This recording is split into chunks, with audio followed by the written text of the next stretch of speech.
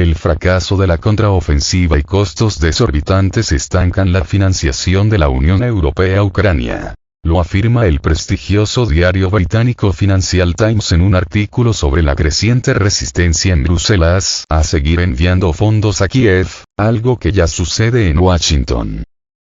Según el artículo, titulado La batalla presupuestaria de 86.000 millones de euros de la Unión Europea pone en duda la financiación de Ucrania, los malos resultados en el campo de batalla de parte del ejército ucraniano y la necesidad de los gobiernos de recortar fondos destinados a Bruselas están en el centro de la pérdida de apoyo del proyecto de envío de dinero ilimitado al régimen de Kiev.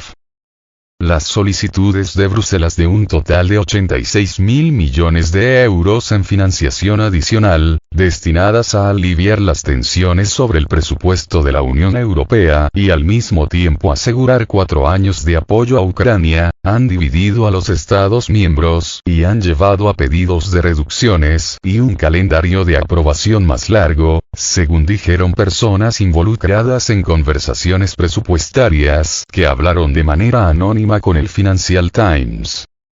Este debate, indica el diario, será una prueba clave de la determinación occidental respecto al respaldo a Ucrania, en un momento en el que tanto en Europa como en Estados Unidos comienzan a señalar los limitados avances logrados por la contraofensiva de verano de Kiev contra Rusia, y los países empiezan a sentir el alto costo financiero y político de apoyar a su aliado.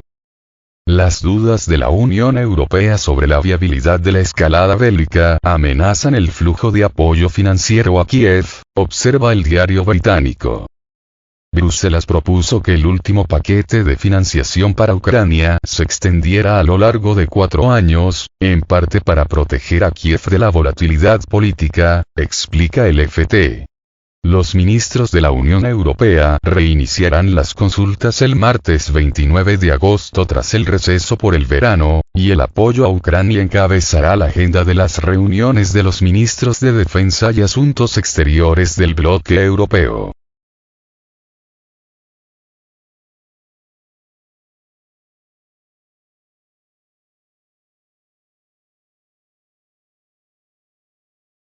Muchos Estados miembros han declarado que, si bien la ayuda financiera adicional a Ucrania es razonable, los demás elementos del paquete son el resultado de un problema interno de gestión presupuestaria de la Unión Europea que no merece fondos adicionales. Algunos países, entre ellos Alemania y los Países Bajos, se han resistido, argumentando que el ajuste presupuestario nacional, debido al aumento de los tipos de interés y las demandas salariales también debería reflejarse en Bruselas.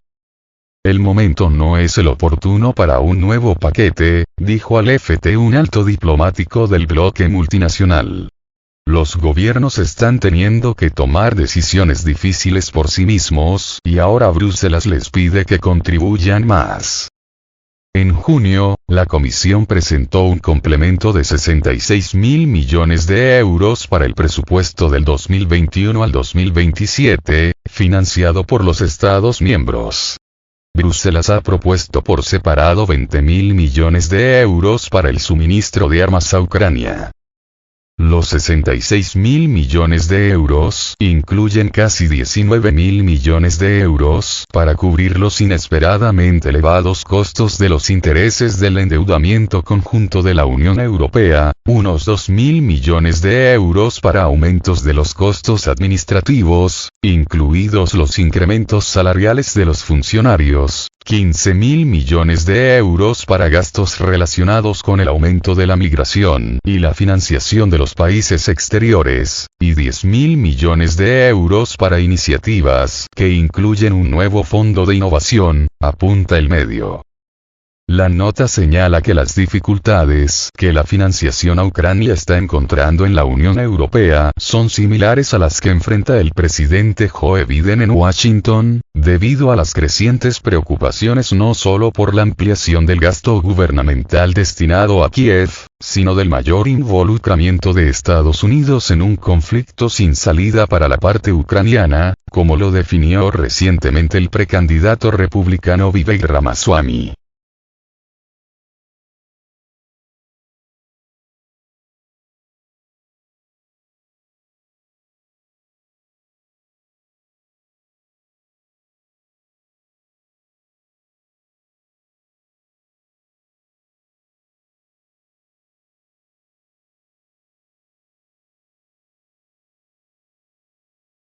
la Unión Europea importará una cantidad récord de gas natural licuado de Rusia en 2023. A pesar de su objetivo de abandonar el combustible fósil ruso para 2027, los países de la Unión Europea este año tienen previsto importar volúmenes récord de gas natural licuado, GNL, desde Rusia.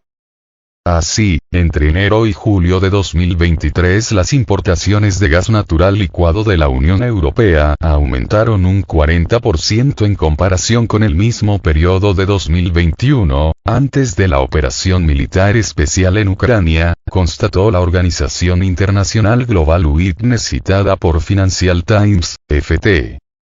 En sus palabras, en los primeros 7 meses de este año Bélgica y España fueron el segundo y tercer mayores compradores de gas natural licuado ruso, por detrás de China, mientras que el costo del gas natural licuado importado de enero a julio a precios del mercado al contado ascendió a 5.290 millones de euros.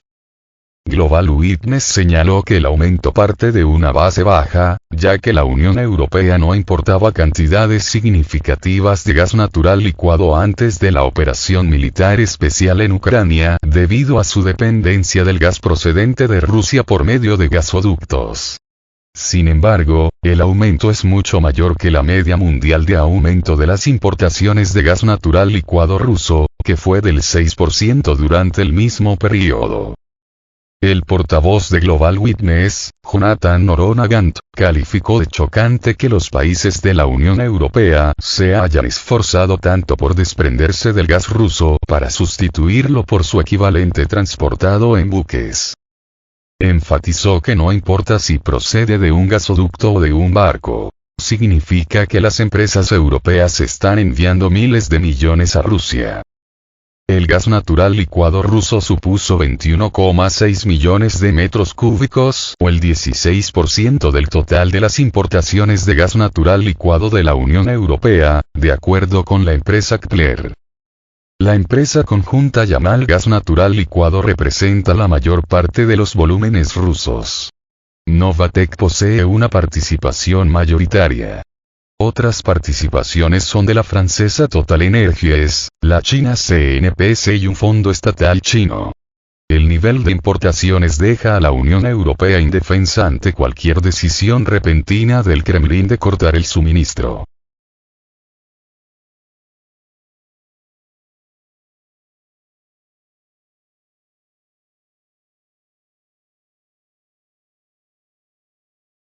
Bélgica importa grandes volúmenes de gas natural licuado ruso porque su puerto de Zeebrugge es uno de los pocos puntos europeos de transferencia de gas natural licuado de buques cisterna de clase ártica a los buques convencionales.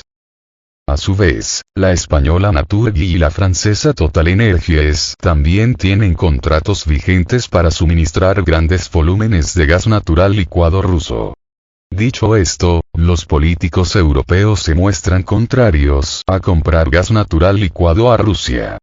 Un funcionario declaró que, aunque las instalaciones europeas de almacenamiento de gas están llenas en más de un 90%, sigue habiendo mucho nerviosismo por si se reducen aún más los suministros. Situación del mercado europeo del gas. El 27 de agosto, Gas Infrastructure Europe destacó que se retiraron 16 millones de metros cúbicos de gas de las instalaciones de almacenamiento de los países de la Unión Europea. Al mismo tiempo, la inyección fue de 258 millones de metros cúbicos, el mínimo de los últimos 9 años. Ahora las instalaciones europeas de almacenamiento subterráneo de gas están llenas en un 92,5%, 54 puntos porcentuales más que la media de esta fecha en los últimos 5 años, con unos 101.700 millones de metros cúbicos de gas en ellas. La temporada de retirada de gas de los depósitos subterráneos europeos terminó el 6 de abril. El cálido invierno y una industria paralizada ayudaron a Europa a superar en gran medida la temporada de calefacción. Sin embargo, no hay garantías de que la naturaleza haga semejante regalo en la próxima temporada de calefacción, señala Gazprom. Reponer las reservas europeas de gas en almacenamiento subterráneo de gas natural al nivel del año pasado puede convertirse en una tarea nada trivial, debido al rechazo por motivos políticos del gas ruso por gasoducto y a la creciente competencia del gas natural licuado, GNL, opina la compañía rusa. Se prevé que las temperaturas durante la semana en curso en Europa Central y Occidental sean más frías que en los 7 días anteriores, y por debajo de la norma climática. La cuota de la generación eólica en la generación de electricidad de la Unión Europea cayó al 13% en agosto. Las entregas de gas natural licuado desde las terminales al sistema europeo de transporte de gas volvieron a aumentar hasta alcanzar niveles récord a finales de agosto. La capacidad de regasificación de gas natural licuado y su posterior inyección en los gasoductos europeos alcanza ya el 51% de su capacidad máxima. El precio medio de compra de gas en julio en Europa fue de $337 por 1000 metros cúbicos, mientras que en agosto rondó los $394 de media por igual volumen.